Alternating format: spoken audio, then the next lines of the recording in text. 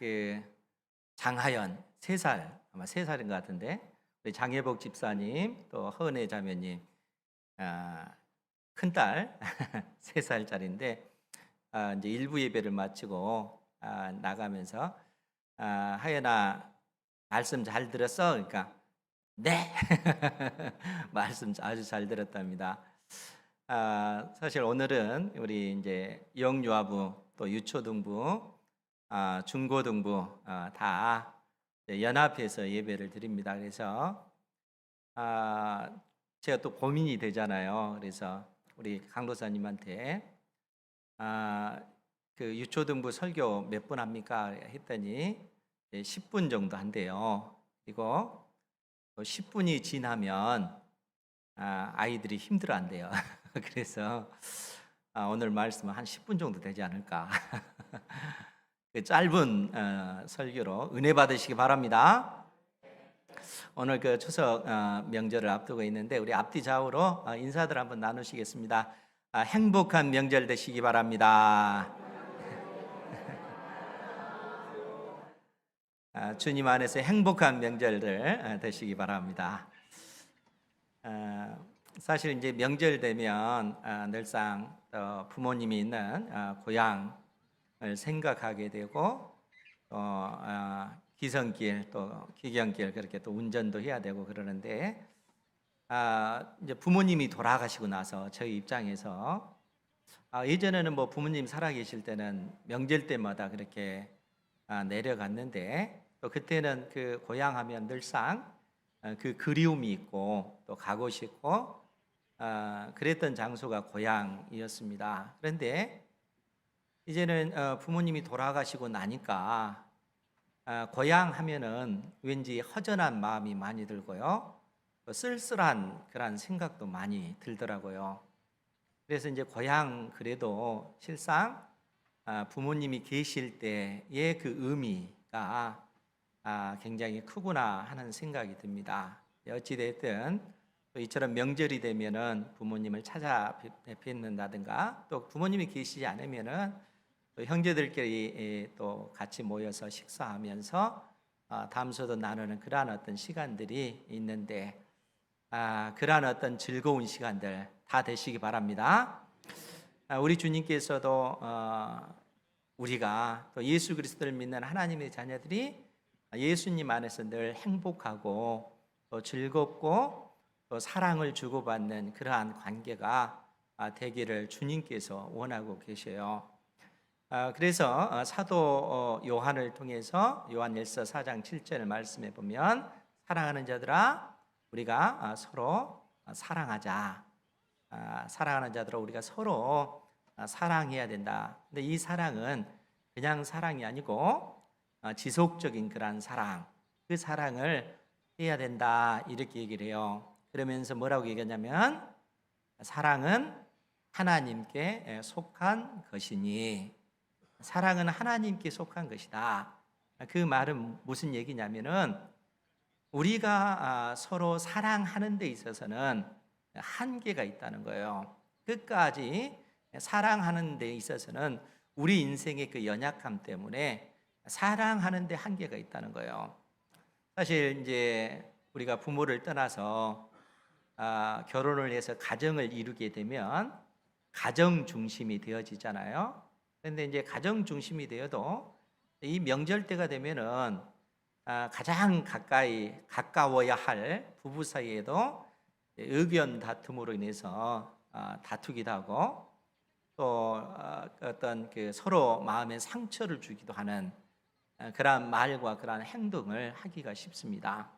부부 사이에도 음식을 만드는 그것 때문에 시댁을 가는 것, 또 친정을 가는 것, 그러한 문제를 가지고도 서로 상처를 주기가 쉽고 또 형제들끼리 모인다 할지라도 또 어떤 그 경제적인 문제, 유산 문제 이런 것 때문에 다투는 그러한 경우도 많다는 거예요. 예수 그리스도를 믿는 하나님의 자녀들은 그러한 상황 속에서도 정말 사랑을 행해 나가야 되는데 우리 역시 연약하기 때문에 그러한 사랑을 하는 데 있어서는 한계가 있다는 거예요. 그런데 사도 요한은 우리가 서로 사랑해야 된다. 그리고 이 사랑은 하나님께 속한 것이기 때문에 하나님께 은혜를 구하고 하나님께 도움을 구하면 하나님께서 우리 힘으로 우리 능력으로 할 수 없는 그 사랑을 할 수 있도록 하나님께서 도와주신다. 이렇게 말씀해 주고 계셔요. 이번 명절에 더더욱 힘써 사랑하는 여러분들 되시기 바랍니다. 오늘 우리 주님께서도 우리에게 그 말씀을 해주고 계셔요. 형제가 너희에게 죄를 범했을 때 그리고 이 죄를 깨닫고 내가 잘못했습니다 라고 할 때 그 형제의 그 허물을 덮어주고 그 죄를 용서해 줘야 된다 라고 주님께서 말씀해 주셔요. 심지어 주님께서 뭐라고 말씀하시냐면은 내 형제가 하루에 7번 죄를 범하고 나서 그 사실을 깨닫고 내가 잘못했습니다 라고 7번 와서 용서를 구할 때 우리는 어떻게 해야 된다고요? 그 형제를 끝까지 용서하고 사랑해야 된다. 이렇게 말씀을 해주고 계셔요. 그러면 여러분 생각해 보세요. 이런 사랑이 가능하겠어요? 이런 사랑이 정말 쉽지 않잖아요. 그러니까 이러한 사랑을 우리 주님께서 명하시지만 실상 이러한 사랑을 하기가 쉽지 않다는 거예요. 가장 가까이 있는 남편과 아내 사이에도 의견 충돌이 있으면은 막 우리가 그러는 상황 속에서 용서하지 못하고 분내는 그런 경우도 많잖아요. 그런데 우리 주님께서는 사랑해야 된다라고 얘기를 하시는 거예요. 그러니까 제자들이 그 말씀을 듣고 있다가 뭐라고 말씀하시냐면은 오늘 5절 말씀이에요. 사도들이 주께 여짜오되 우리에게 믿음을 더하소서. 주님의 이 말씀을 듣고 주님 우리에게 믿음을 더하여 주옵소서. 여러분 이 말씀이 무슨 의미겠어요? 사람이 어떻게 그런 사랑을 할 수가 있겠습니까? 더더구나 하루에 7번 죄를 짓고 나서 돌아와가지고 내가 잘못했습니다 라고 용서를 구할 때 한 번, 두 번은 용서를 해준다 하더라도 7번씩 그렇게 할 수 있겠습니까? 그건 주님 불가능한 일이 아닙니까? 더더구나 7이라고 하는 그 숫자는 단순히 7번만을 얘기하는 것이 아니고 끝까지 용서해 줘야 된다 그 얘기예요. 그러면 여러분 이런 사랑을 할 수 있는 사람이 있겠어요? 정말 이런 사랑을 주님께서는 하라고 말씀하시는데 실상 이런 사랑을 할 수가 없다는 거예요. 그래서 제자들이 지극히 현실적인 문제이니까 그런 주님께 주님 그것은 절대적으로 불가능합니다 이렇게 얘기하지 않고 주님 우리에게 믿음을 더하여 주옵소서. 즉 그 말은 그런 사랑은 불가능한 사랑입니다 라고 그렇게 얘기한다는 거예요. 그러할 때 우리 주님께서 한 말씀을 주셔요. 그 말씀이 이제 6절 말씀인데 우리 6절 같이 한번 볼까요? 시작. 주께서 이르시되 너희에게 겨자씨 하나일 만한 믿음이 있었더라면 이 뽕나무더러 뿌리가 뽑혀 바다에 심기어라 하였을 것이요 그것이 너희에게 순종하였으리라. 아멘. 우리가 익히 잘 아는 그런 말씀 그 9절이잖아요. 오늘 우리 주님께서 제자들에게 주님 그러한 사랑을 할 수가 없습니다 우회적으로 말하는 이 제자들에게 지금 이 말씀을 주시면서 너희에게 겨자씨 하나일 만한 믿음이 있었더라면 여러분 겨자씨 하나 우리 유초등부 아이들 중고등부 학생들은 잘 모르겠지만 우리 부모 세대들은 그 겨자씨가 얼마나 작은 씨앗인가 하는 사실을 우리는 너무나 잘 알잖아요. 그처럼 작은 씨앗, 그 씨앗 좁쌀만한 그 씨앗이에요. 그 씨앗이 심겨져서 자랐을 때는 큰 나무가 되고 나중에 새들이 깃드는 그러한 나무가 되어져요. 그런데 오늘 우리 주님께서는 제자들에게 하신 말씀이 너희에게 겨자씨 하나일 만한 믿음이 너희에게 있더라면 이 뽕나무더러 뿌리가 뽑혀 바다에 심겨라 이렇게 명령했을 것이고 그 명령대로 다 이루어질 것이다 이렇게 말씀을 해주고 계셔요. 여러분 이 말씀의 의미가 뭐겠어요? 우리에게 겨자씨만한 그러한 작은 그 믿음이 있다면 그 믿음에 따라서 우리가 이 뽕나무 뿌리가 가장 그 깊숙하게 박힌다는 그 뽕나무를 향해서 그 뿌리가 뽑혀서 바다에 심겨라 이렇게 명령하면은 그 일들이 이루어진다는 거예요. 왜 주님께서 이런 말씀을 하셨겠어요? 겨자씨는 사실 굉장히 지극히 작은 씨앗이잖아요. 그런데 왜 우리 주님께서 이 작은 씨앗을 얘기하냐면은 이 겨자씨 한 알의 그 믿음은 진짜 믿음, 참된 믿음을 지금 주님께서 말씀해 주고 있어요. 그럼 왜 겨자씨 한 알이 참된 믿음일까요? 그 작은 겨자씨 한 알 속에도 여전히 생명이 있기 때문에 그렇습니다. 그 겨자씨 하나를 심으면 그 속에 생명이 있기 때문에 자라나잖아요. 그래서 참된 믿음이라는 거예요. 겨자씨 그 믿음이라고 하는 것은 진짜 믿음을 얘기하는 거예요. 나에게 그 진짜 생명력 있는 그 믿음만 있다면은 그 뽕나무 뿌리가 뽑혀서 바다에 심겨져라 라고 명하면은 그대로 이루어진다는 거예요. 주님께서 이 말씀을 제자들에게 말씀하고 나서 좀 더 구체적으로 우리에게 그 의미를 설명해 주기 위해서 하나의 비유를 들어서 말씀해 주고 계십니다. 오늘 7절 이하에 있는 말씀인데 7절 말씀에 보면 지금 제자들에게 하는 얘기예요. 너희 중 누구에게 밭을 갈거나 양을 치거나 하는 종이 있어 밭에서 돌아오면 그대로 곧 와 앉아서 먹으라 말할 자가 있느냐. 여러분, 지금 예수님께서 제자들에게 만약 너희들에게 종이 있다고 쳐라. 그리고 그 종은 너를 위해서 밭에서 그 밭을 갈고 또 양을 치는 그러한 종이었다라고 생각해 봐라. 그리고 이 종은 온종일 밭에서 들에서 일을 하잖아요. 그리고 저녁 때 집에 딱 돌아왔을 때 그 주인이 즉 제자들이 나의 종이 온종일 일을 했으니까 이 종을 위해서 내가 맛있는 저녁을 준비하고 그리고 밥상을 차려서 이 종이 와서 배불리 먹도록 해야 되겠다. 이런 주인이 있겠는가 하는 거예요. 여러분, 이런 주인이 있겠어요? 예수님 당대의 주인과 종이라고 하는 것은 주인과 노예의 그 관계입니다. 그러니까 이 종의 어떤 그 생명 자체도 취할 수 있는 그 권세가 주인에게 있다는 거예요. 그러니까 그런 주인은 없다는 겁니다. 종이 온종일 밭에서 들에서 일하고 집에 저녁에 돌아온다 할지라도 주인이 이 종에게 무엇을 명령하냐면 너는 나를 위해서 저녁을 준비하고 그리고 내가 저녁을 다 먹기까지 나를 위해서 수종을 들라 이렇게 얘기한다는 거예요. 그리고 주인이 밥을 다 먹고 난 다음에 종은 그 밥을 먹는 거라는 거예요. 이것이 주인과 종의 그 관계라는 겁니다. 지금 예수님께서 지금 제자들에게 지금 이 비유를 들어서 말씀해 주고 있다는 거예요. 너희들 가운데 종이 있었을 때 너희들이 어떻게 행동하겠는가 하는 거예요. 그러면서 오늘 주님께서 이 제자들에게 뭐라고 얘기를 하냐면은 8절 이하에서 계속 말씀을 볼게요.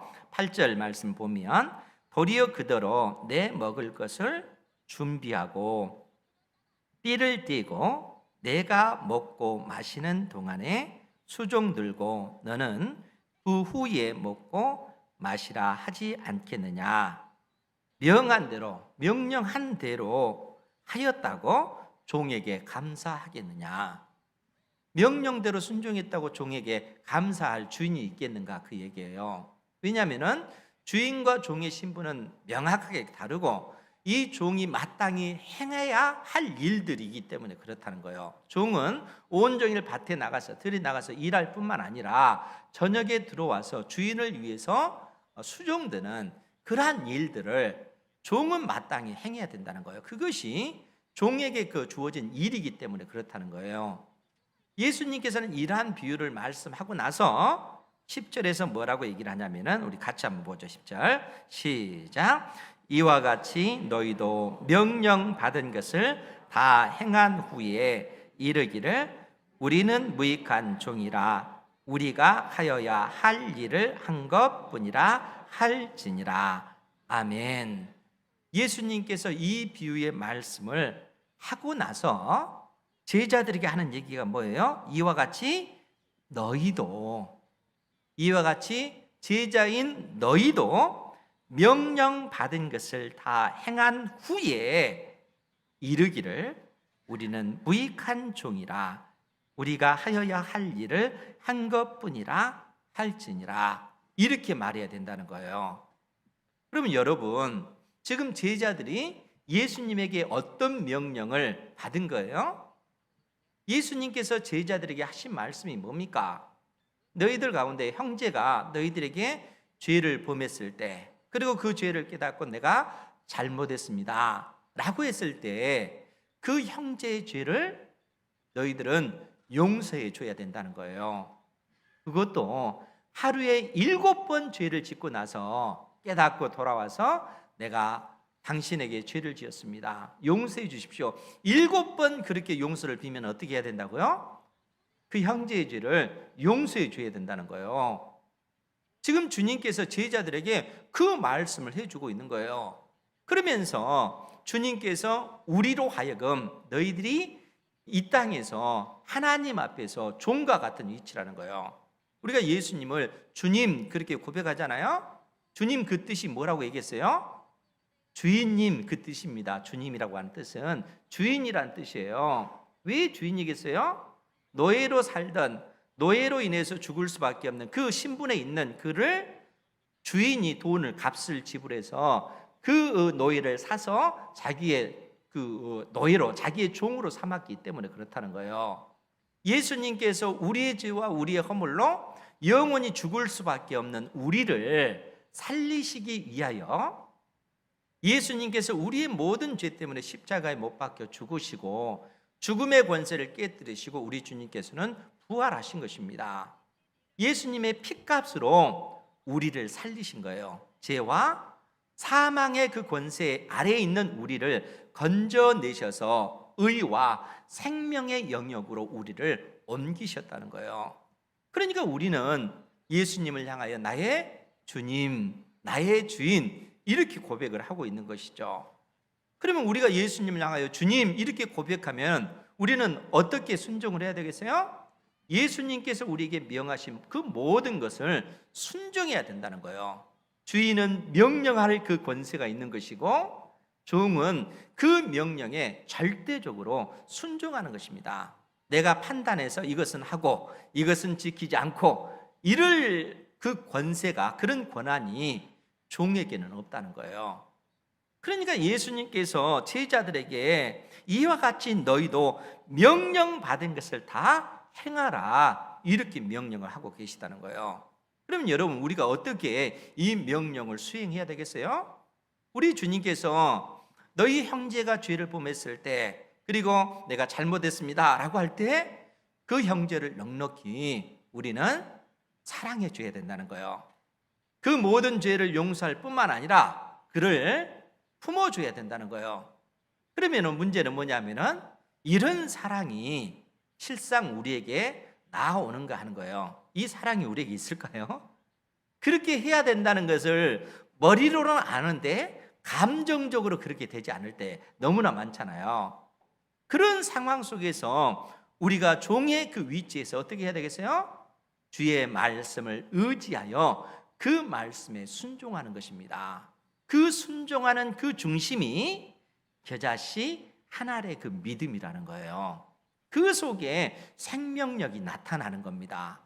그러니까 이 생명의 능력은 나에게 있는 것이 아니라 하나님의 약속의 말씀을 의지하여 믿음에 순종할 때에 하나님께서 그 능력을, 그 권세를, 그 힘을 우리에게 공급해 주신다는 거예요. 사도 요한이 우리에게 말씀해 주셨잖아요. 사랑하는 자들아, 우리가 서로 사랑하자. 사랑은 하나님께 속한 것이다. 우리가 서로 사랑하기 위해서 힘쓸 때 하나님께서 우리의 마음속에 사랑할 수 있는 그 힘과 그 능력과 그 권세를 우리에게 허락해 주시는 것입니다. 내가 할 수 없는 그러한 사랑을 할 수 있도록 하나님의 성령께서 우리를 돕고 계세요. 이 얼마나 놀라운 은혜입니까? 이러한 사랑을 할 수 있는 여러분들 되시기 바랍니다. 바울 사도가 우리에게 알려주신 또 그 말씀이 있습니다. 데살로니가 전서 2장 13절 말씀, 우리가 익히 잘 아는 그런 말씀이에요. 거기에 보면 바울 사도가 데살로니가 교회 성도들에게 참으로 감사하면서 그들에게 주신 말씀이 있습니다.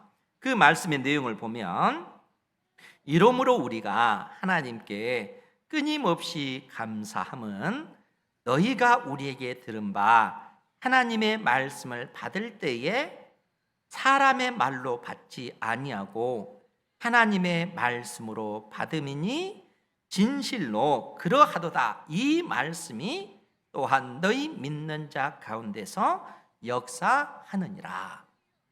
여러분, 바울 사도가 데살로니가 교회 성도들에게 복음을 전했잖아요. 그 복음을 듣는 성도들이 바울 사도가 우리에게 말씀을 전하네? 이렇게 생각을 했을까요? 데살로니가 교회 성도들이 바울 사도가 하나님의 말씀을 증거할 때 사람이 우리에게 말씀을 한다, 바울 사도의 말이다, 이렇게 생각한 것이 아니라는 거예요. 바울 사도의 입을 통해서 하나님께서 우리에게 하나님의 말씀을 내려주신다, 그렇게 받아들이는 거예요. 믿음으로 하나님의 말씀을 그들이 받아들였을 때 어떤 일들이 벌어지는 거예요? 여러분, 성도들이, 데살로니가 교회 성도들이 바울 사도가 말씀을 전했을 때 하나님의 말씀이 아니고 바울 사도가 자기의 생각을 전하네? 사람의 말로 그렇게 생각하면 그 말씀 속에 하나님의 그 능력이 나타나겠어요? 그렇지 않습니다. 강단에서 선포되어지는 그 말씀을 사람의 말이 아니라 하나님의 말씀으로 아멘 하고 받아들일 때 그 믿음이 진짜 믿음, 겨자씨의 믿음이라는 거예요. 그 믿음 속에 생명력이 나타나게 되어져 있습니다. 왜냐하면 사람의 말이 아니라 하나님의 말씀이기 때문에 그런 것입니다. 하나님의 말씀이 증거되어질 때, 그래서 바울 사도가 뭐라고 얘기했냐면, 이 말씀이 또한 너희 믿는 자 가운데서 나타나느니라. 믿는 자 가운데 하나님의 말씀의 그 능력이 그렇게 드러난다는 거예요. 그러니까 바울 사도가 그러한 능력을 행한 거예요? 그것이 아니죠. 하나님의 약속의 말씀이, 그 말씀의 그 능력이 그 사람의 살 가운데, 그 사람의 입술 가운데, 그 사람의 어떤 그 행동 가운데 말씀의 그 능력이 그렇게 나타나는 거예요. 그러니까 사람의 힘이 아니라, 사람의 그 능력이 아니라 하나님의 은혜의 역사가 그 사람의 입술을 통하여, 그 사람의 행동을 통해서 그처럼 증거되어지는 것입니다.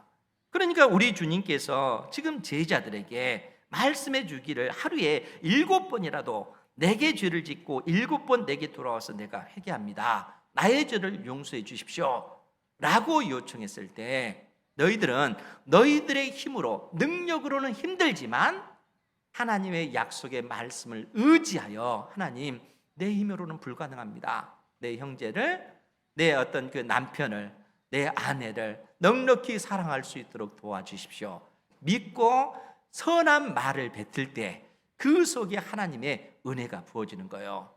그러니까 그때는 나뿐만 아니라 내 영혼도 힘을 얻게 되고, 그 말씀을 듣는 상대방도 그 말로 인해서 힘을 얻게 되는 거예요. 그러니까 갈등의 그 관계가 풀어지면서 화목의 관계가 되어지고, 화평한 관계가 되어지고, 하나님의 은혜가 부어지는 그러한 어떤 그 관계가 되어진다는 거예요. 하나님께서 우리에게 이 진리를 일깨워 주고 있는 것입니다. 우리에게 있는 그 명절, 1년에 큰 명절이 추석과 설날 2번이잖아요. 또 이 날을 사실 우리가 기대하고 또 기쁨 가운데 맞이하면서도 또 우리 형제들과의 관계 속에서 또 이 명절을 지내면서 부부 사이의 관계 속에서도 오히려 틀어진 그러한 예들이 얼마나 많습니까? 이러한 상황 속에서 하나님께서는 하나님의 자녀들은 어떻게 우리의 삶을 경영해야 되는가? 어떻게 내 믿음의 형제 자매들을 대할 것인가? 오늘 이 말씀을 통해서 우리에게 교훈을 주고 있습니다. 진정 우리에게 행복한 추석 명절이 되기 위해서는 하나님의 약속의 말씀을 의지하여 믿음으로 행하는 그러한 삶이 되시고, 또 그러한 삶을 통해서 하나님의 은혜를 경험하는 우리 은행교회 모든 성도 다 되기를 주님의 이름으로 축복합니다. 기도하겠습니다. 거룩하신 아버지 하나님, 귀한 생명의 말씀 내려주셔서 감사드리옵나이다.